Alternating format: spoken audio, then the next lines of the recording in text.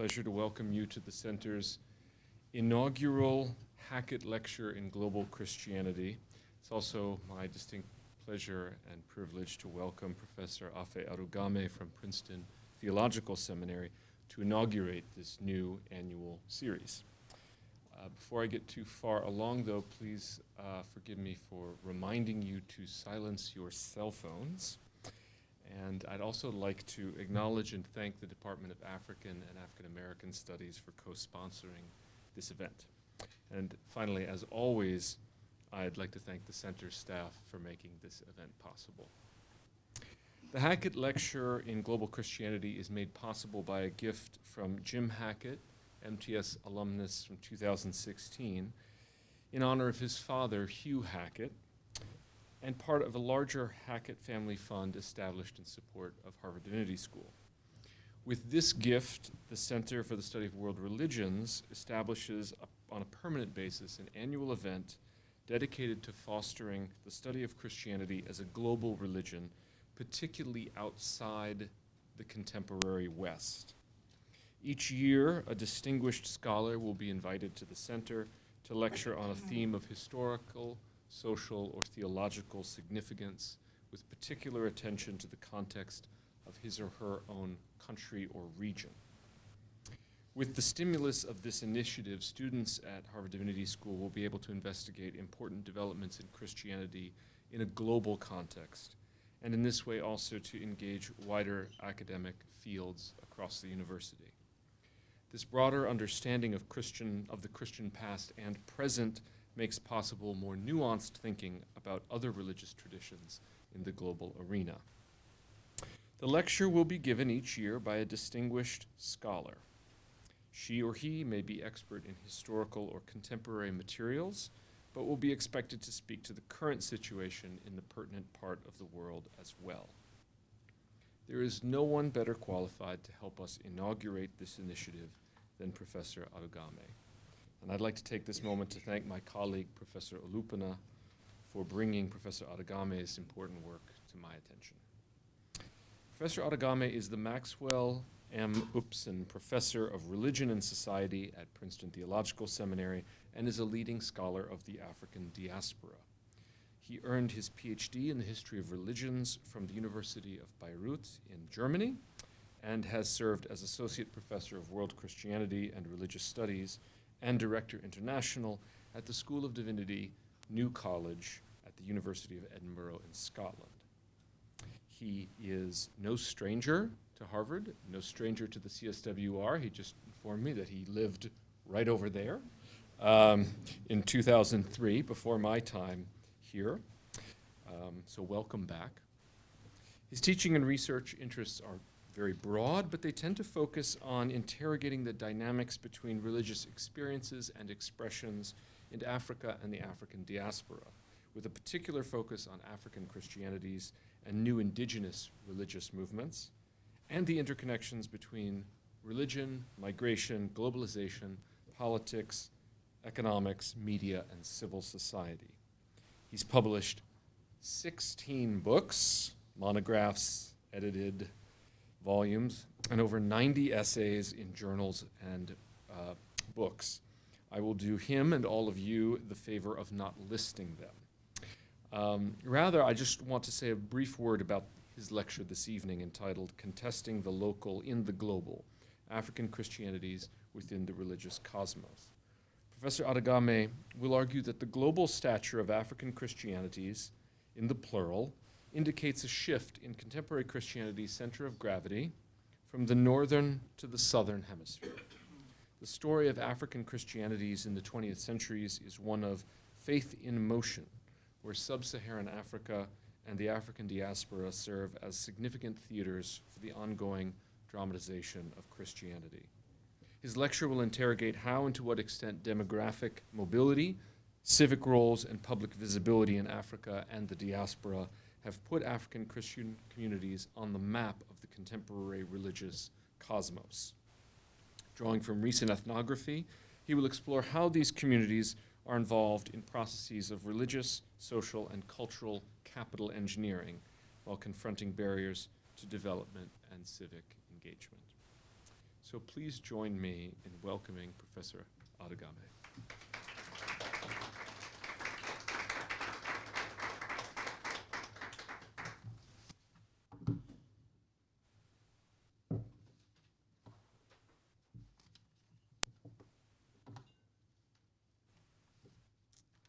Okay, so good afternoon or good evening. Let me preface my lecture with a word of special gratitude to Professor Charles Tang, Director of the Center, for inviting me to present the inaugural Hackett Lecture in Global Christianity. It is my greatest honor and privilege to serve as the inaugural Hackett Lecturer for a number of reasons, in addition to being a kind of homecoming for me, having spent a very productive time as a senior fellow here 17 years ago. I recall quite vividly Professor Diana Eck as the center's director then, and I enjoyed collaboration with her and other colleagues on the pluralism project. My deep appreciation also goes to the Department of African and African American Studies as co-sponsors of this inaugural lecture. I'm informed that the Hackett Lecture has been made possible by a recent grant or gift from Jim Hackett, MTS 16, in honor of his father, Hugh Hackett. I'm told that with this generous gift, the center has established an annual lecture dedicated to fostering the study of Christianity as a global religion, particularly outside the contemporary West. I congratulate and commend the Hackett family for this laudable gift in light of the perceptive shifting contours of the center of gravity of Christianity from the global north to the global south. In my estimation, conversations at this and other related events will help shift our scholarly gaze to such unprecedented developments, but more importantly, evince bold, pertinent questions about the implications for redrawing and reconfiguring global religious maps of the universe. Permit me to recognize the presence of Professor Jacob Olukpona, my former teacher, who remains my academic mentor since graduate studies at Obafemi Awolowo University, Ile-Ife in Nigeria. I have benefited enormously from his mentoring, and I wish to appreciate his manifold contributions in shaping the field. In fact, narratives of my academic journey would be incomplete without his indelible mark. Thank you, Oga, as we say in Nigeria. I would also like to appreciate Mrs. Olukpona. My sincere appreciation to you for allowing us, some of us, to benefit from his knowledge and wealth of experience. Finally, I would like to thank my wife, Esther, who has taken time off to be here with me. And this shows the importance of this lecture for me. I must not escape to thank Ari LaRoute and Byron Russell and other events coordinators and center colleagues, including the Dean of HDS, for being here and for ensuring that I make it here without any logistic hitches. So I wanted to start by showing you the roadmap of my presentation.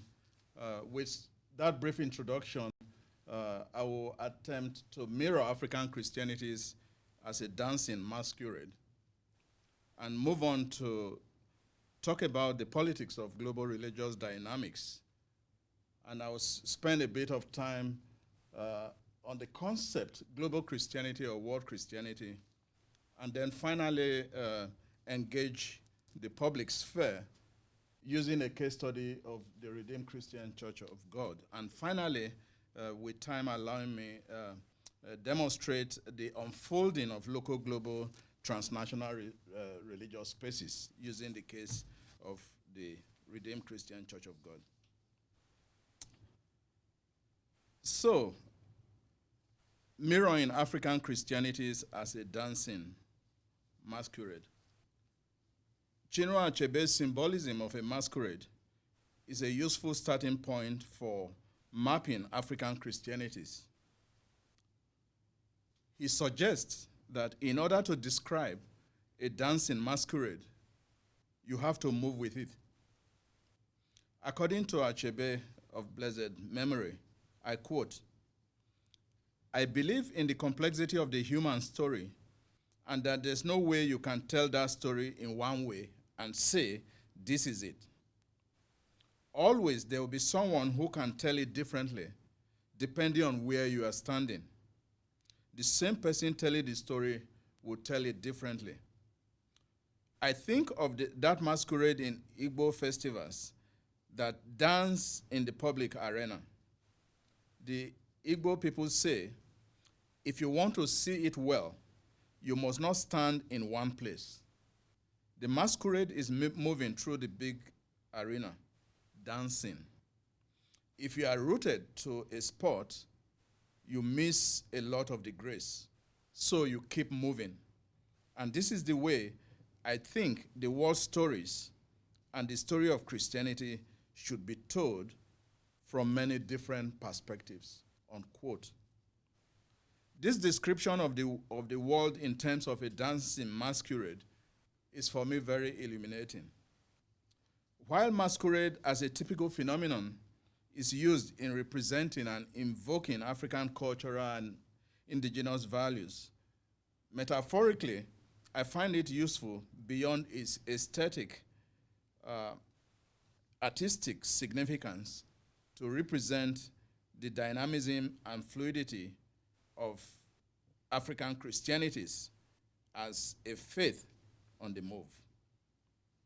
So the story of African Christianity is one of a faith in motion. This mobility depicts dynamism and innovation. It portrays creativity and relevance. Its texture could be described as a buffet of Christianity in Africa and African Christianity. One cannot fully understand Africa without its diaspora. Neither can we understand the African diaspora in isolation. This is more so as the African Union now characterizes the African diaspora as the sixth region of Africa.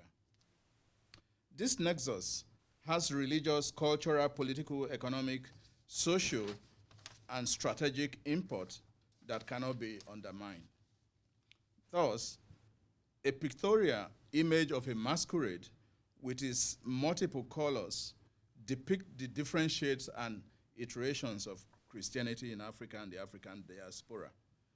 This is why, therefore, I talk about African Christianities in a sociological rather than a theological sense, to capture the different colors of Christianity in Africa and its diaspora. So I move to the next point, navigating the politics of global religious demographics.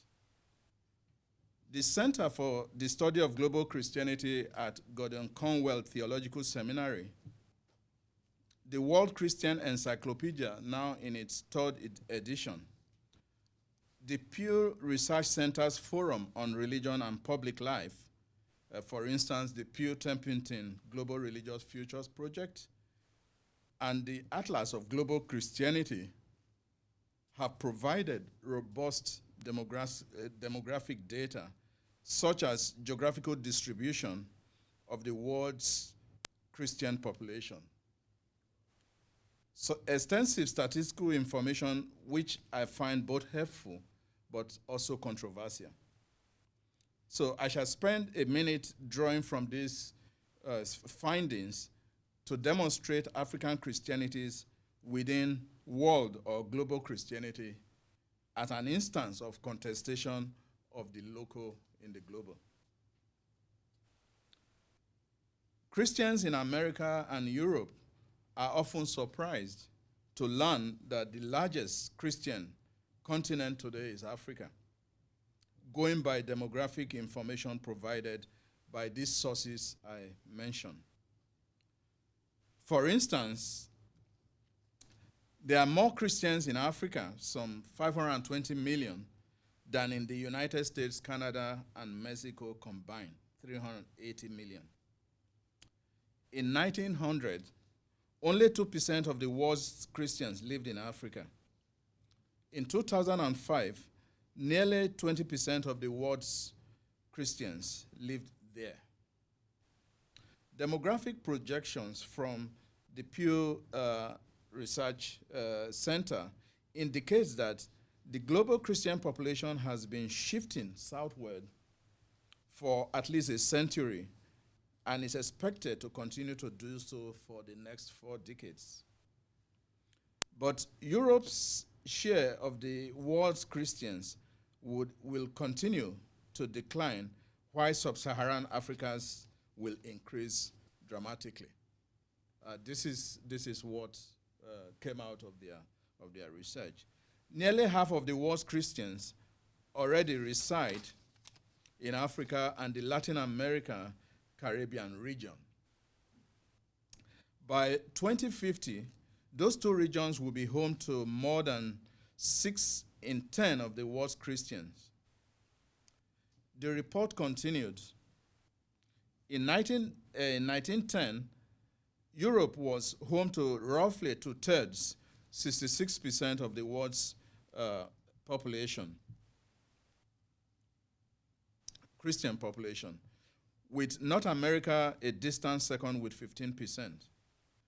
In addition, by 2050, 5 of the 10 largest Christian populations in the world, Nigeria, the Democratic Republic of Congo, Tanzania, Ethiopia, and Uganda, would be in Africa, which had 3 of the largest 10 Christian populations in 2010. So perhaps a question could be asked, what triggered this rapid demographic shift in sub-Saharan Africa?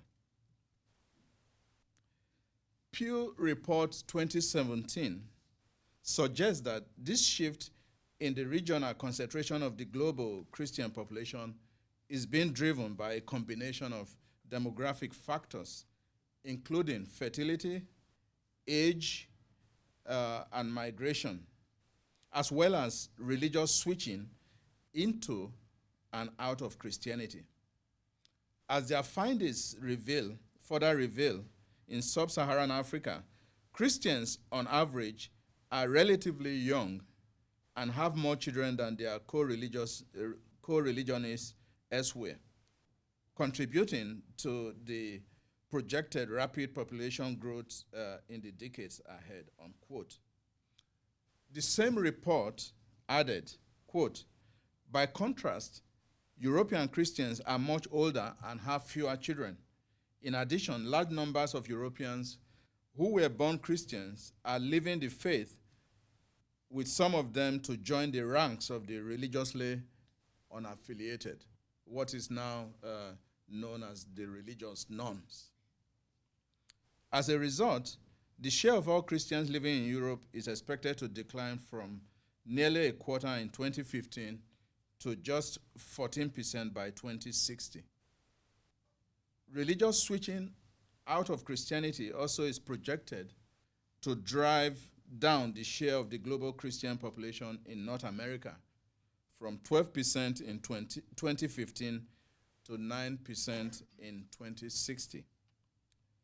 The Pew Report projects that by 2060, 9% of the world's unaffiliated population, the religious nuns, will live in the United States alone. So it must be noted that this demographic shift is, however, not an exclusive preserve of Christianity. As Pew Report shows, Sub-Saharan Africa is also home to a growing share of the world's Muslims. Between 2015 and 2060, the share of all Muslims living in the region is projected to increase from 16% to 27%. This Pew report of 2017 therefore concludes, quote, "The importance of sub-Saharan Africa in the global religious community will be elevated as it becomes home to larger shares of both faiths by mid-century." And it continues, "By 2050, the region will account for 38% of the world's Christians and 24% of the world's Muslims." One must quickly note how Christocentric or Christianity-oriented these statistics are. And in that, the revitalization, mobility, and futures of indigenous African religious traditions is caricatured and often dwarfed in these religious demographics. The minimization and demonization of indigenous religious traditions within global religious mappings into global statistics of Christianity is an indication of the power dynamics inherent in global Christianity and the politicization of global religious statistics. With the politicization of statistics of Christians in Europe and North America, one cannot but wonder where the Christians are against the backdrop of dwindling church membership, empty pews, church closures, dearth of clergy and priesthood, the museumization of church buildings, and in circumstances in which church buildings are more and more desacralized, sold and converted to bookshops, restaurants, pubs, bed and breakfast, or even yoga centers or mosques. This trend is even more telling against the backdrop of the proliferation of the religious norms within the religious landscape and demographic categories. So it's against this backdrop that the interdisciplinary field of world Christianity now attempts to interrogate these complex questions, such as whose religion is Christianity? Or how is the faith recognized in all cultural contexts and milieus? Or what is the public role or social relevance of the church in a constantly changing global society marked by secularizing and globalizing trends? This enigma of statistics raises another critique regarding how church growth is measured both horizontally and vertically. Could it be that we should transcend demographic statistics and also look at the public role and social location of Christianity? How is African Christianity interrogating politics, economy, social, cultural, and strategic issues of the day?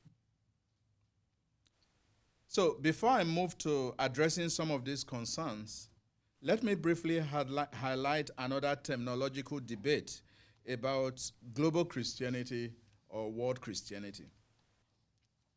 So to start here, I find Lamin Saner's distinction between world Christianity and global Christianity partly useful. He asserts, and I quote, "World Christianity is the movement of Christianity as it takes form and shape in societies that previously were not Christian. World Christianity is not one thing, but a variety of indigenous responses through more or less effective local idioms, but in any case without necessarily the European Enlightenment frame." On the other hand, he defines global Christianity as the faithful replication of Christian forms and patterns developed in Europe, also the US. It is in fact, according to him, religious establishment and the cultural captivity of faith, unquote. So Saner remarks that further that the term global Christianity carries vestiges still of that root imperial phase. Global Christianity as an expression also carries connotations of parallels with economic globalization. Global Christianity and Christendom are interchangeable, unquote. I also find Dale Ivan's definition of what Christianity instructive here. As he aptly notes, over the past several decades, the phrase "world Christianity" has gained in popularity as a way to talk about the contemporary global configurations of the Christian religion in all their complexities. The phrase carries an implicit admission within it, without acknowledging as much the term Christianity by itself has too often been reduced to naming one or more of the dominant Western historical forms of this religion, rendering the broad global Christianity reality invisible, unquote.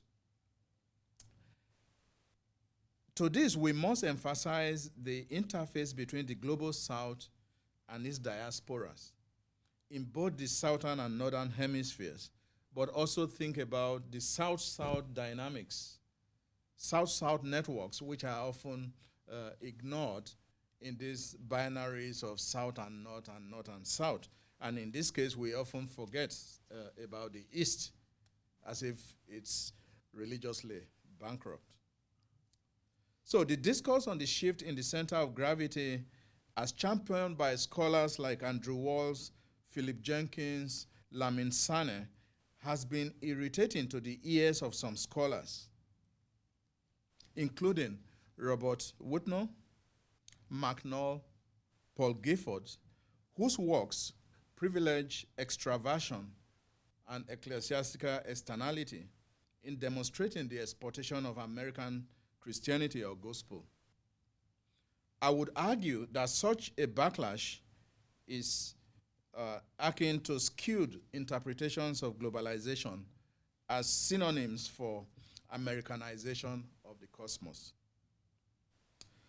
Robert Whitnall, in his influential book, Boundless Faith, The Global Outreach of American Churches, offers a vehement critique of what he dubbed as, quote, the global Christian paradigm, as a fairly thorough refutation of what he considered the presumptions behind the idea of world Christianity.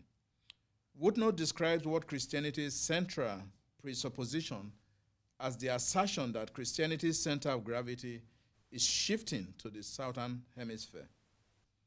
As he remarks in the second chapter of the book, subtitled The Global Christian Paradigm, From Cultural Connection to Demographic Distance, I quote, the recent globalization of American Christianity cannot be understood or fully appreciated until a huge conceptual obstacle is removed. Ironically, this inhibiting factor is squarely concerned with globalization and Christianity. He continues, the notion that the real action in Christianity is taking place outside of the United States certainly cannot be taken lightly. Globalization should encourage more, not less, interest in the connection between the United States and the rest of the world, unquote. As Whitnall further contends, quote again, most germane to the globalization of American Christianity, the new approach has paid insufficient attention to the interconnections among Christian communities on the various continents. The failure to emphasize these linkages is not merely an oversight, but stems from assumptions central to the new paradigm itself, unquote.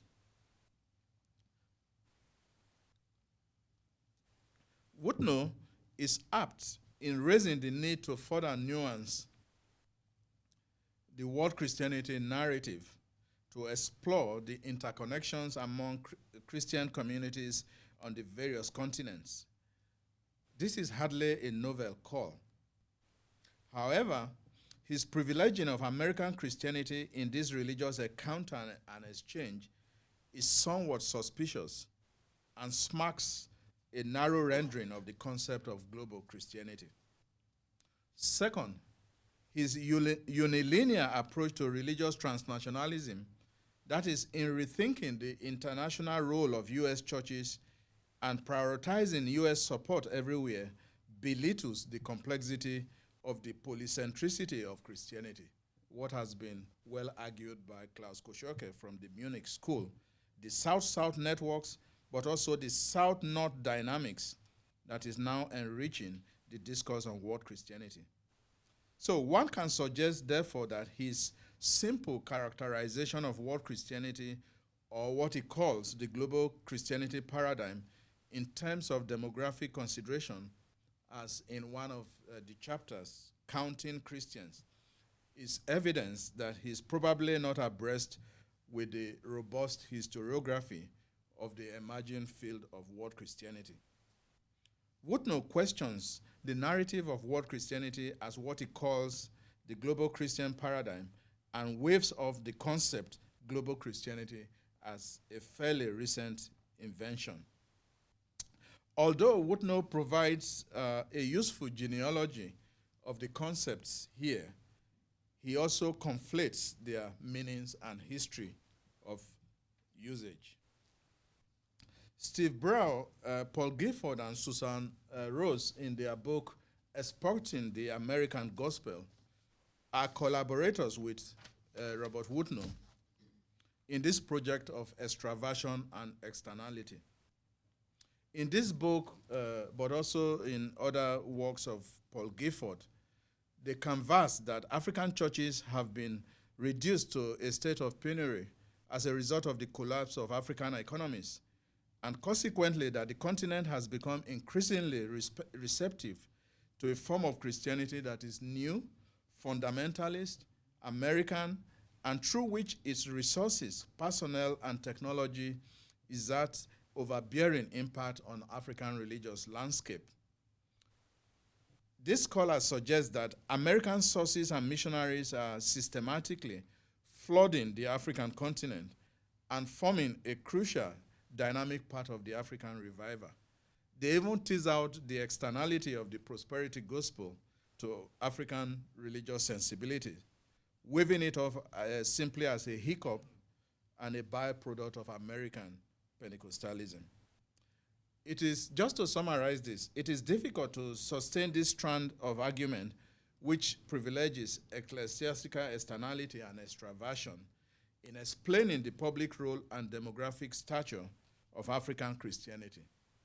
The assumption that the new form of African Christianity, for instance, Pentecostalism, was fully packaged in the US, sealed and delivered to Africa, is simplistic on the grounds that such assumptions fail to take due cognizance of the colossal diverseness and complexity of African Christianity, and in that way glossing over indigenous religious creativity and innovation. So I would argue that we need to pay more attention to the internal and external dynamics that lead to the mobility of African Christianities in a way that they are now significantly reshaping local and global religious maps of the universe. So let me go to the last part of my presentation, just to demonstrate how some of these strands of African Christianities are engaging the public sphere. And I think this, for me, is where research attention should go. Generally speaking, more attention needs to be given to the dynamics of African Christianities in generating social, cultural, and spiritual capital, so as to illuminate pathways in which the economy and quality of capital formation is relevant to African Christian communities in Africa, but also in North America, Europe, and elsewhere. Religious institutions, such as in Christianity, remain a dynamic growing force in public life in Africa and its diaspora. This is what makes new African Christianities tick. African Christianities play a distinctive role within specific local contexts, where those constituencies such as governments, trade unions, blue-collar workplaces that previously generated trust and sustained broad social networks have deteriorated. It is within this context that we interrogate how and to what extent African Christianities generate or fail to build religious and social capital while in the midst of social and cultural flux. So I will use the example of the Redeemed Christian Church of God as a typical example of an indigenous Pentecostal church which has spread from Nigeria to what they claim about 195 countries with over 5 million members in Africa, North America, Europe, Asia, and elsewhere. Its vertical and horizontal growth is not simply the result of demographic spread. The church has carved a niche for itself in terms of its public role, social relevance, and local global impact in Africa and beyond. The church has experienced considerable growth within Nigeria and beyond its borders, and they also have very huge statistics to show for it. The Redeemed Christian Church of God is perhaps one of the fastest growing and one of the most popular Pentecostal churches in Africa, if not the world today. In North America, for instance, they lay claims to at least 600 branches spread in various cities and states of the US and Canada. And their mission statements makes clear their zeal, their mission zeal. Of course, it can be said to be utopian, but we can also see how they are consciously working to deal with this. So the rest of the paper, I just want to show, for instance, some of the ways in which this church is grappling with social, political, economic, and religious issues. Elsewhere, I explored in more detail how African-led Pentecostal churches such as the Redeemed contextualize HIV and AIDS and join other stakeholders in combating the pandemic. I demonstrated that their contribution to prevention is partly visible in terms of broader development issues such as education and social services, and the emphasis on abstinence and faithfulness as exclusive strategies for HIV prevention. The Redeemed Christian Church of God has assumed one of the powerful medium for breaking the silence on HIV and AIDS. They engage theotherapy, spiritual healing, providing spiritual succor, moral advocacy activities, and medical help with the provision of drugs, facilities, and funds to the infected and the affected. And an example is within the church, they have the African Missions, which was initiated in 1996 to support the church in reaching its vision for Africa, but also to educate and reduce the spread of the AIDS epidemic in many African countries. An example, for instance, on June 11, 2003, the African Missions North America, in collaboration with City Hope International, donated HIV and AIDS drugs valued at $1.5 million to Nigeria for use in treating related complications. The Redeemed Christian Church of God operates an office called the Redeemed AIDS Program Action Committee, RAPAC, to deal with HIV and AIDS from both spiritual but also medical angles. Another example could be in the area of drugs and rehabilitation. The United Nations Office on Drugs and Crime reported that there were 72 drug treatment and rehabilitation facilities in Nigeria. These facilities included government-owned specialized units for the treatment and rehabilitation of drug-dependent persons in psychiatric and general hospitals, non-governmental organizations, and traditional healing centers. RCCG strategies are undertaken by faith-based organs and treatment agencies, such as the Wellspring Rehabilitation Center, Jodu, and the Christ Against Drug Abuse Ministry in Ikeja, both in Lagos. So they have CADAM, an acronym for Christ Against Drug Abuse Ministry, as a fully registered faith-based NGO in drug demand reduction activities. And so this is another example. The last thing I would like to come to is to look at how we can see the unfolding of both local, global, transnational religious spaces. And I'm going to use the international headquarters of the church, which is called Redemption City or Redemption Camp, just to illustrate this. So let me briefly examine the territorially defined sacred geography, social compass, and moral landscape of the Redemption Camp.